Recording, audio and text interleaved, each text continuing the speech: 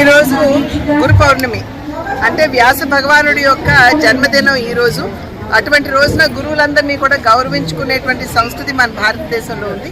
గురు బ్రహ్మ, గురు విష్ణు, గురుదేవో మహేశ్వర, గురు సాక్షాత్ పరబ్రహ్మ అంటూ గురువులందరికీ కూడా శిరస్సు వంచి నేను నమస్కరిస్తూ, ఇవాళ నాకు ఒక మంచి అవకాశం లభించింది. మన ప్రభుత్వ బాలికల పాఠశాలలో ఇవాళ పీటీఎం ఏదైతే నిర్వహించబడుతుందో, అంటే పేరెంట్స్ టీచర్స్ మీటింగ్ ఏదైతే నిర్వహించబడుతూ ఉందో దానిలో ఇవాళ భాగస్వామ్యం తీసుకునేటువంటి అవకాశం నాకు లభించడం జరిగింది. డిఓ గారికి, అదేవిధంగా ఇక్కడ హెచ్ఎం గారికి, అధ్యాపకులందరికీ కూడా నేను పేరు పేరున నా ధన్యవాదాలు తెలియజేస్తున్నాను. పీటీఎం అన్నది సాధారణంగా తల్లిదండ్రులు టీచర్స్తో ఇంటరాక్ట్ అయ్యేటువంటి ఒక సదవకాశం.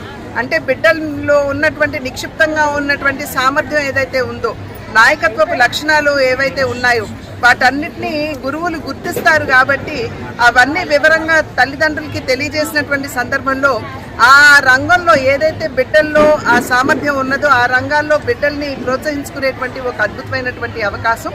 కేవలం పాఠ్యపుస్తకాలు మార్కుల వరకు పరిమితం కాకుండా, మార్కులు రాలేదు అని చెప్పి బిడ్డల మీద ఒత్తిడి పెంచకుండా, ఏదైతే బిడ్డల్లో సామర్థ్యం ఉంటుందో దాన్ని గుర్తించి ఆ దిశగా కనుక మనం వారిని ప్రోత్సహించినట్లయితే ఖచ్చితంగా ఆ రంగాల్లో ఆ బిడ్డలు వారు అభివృద్ధి చెందేటువంటి అవకాశం ఉంటుంది.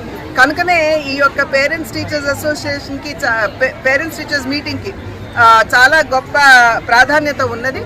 కనుక అటువంటి ఒక చక్కటి కార్యక్రమంలో, అందులోనూ భావి భారత తరాన్ని నిర్మాణం చేసుకునేటువంటి ఒక అద్భుతమైనటువంటి కార్యక్రమంలో పాల్గొనేటువంటి అవకాశం నాకు లభించినందుకు గురువులందరికీ కూడా పేరు పేరున నా ధన్యవాదాలు తెలియజేస్తాను.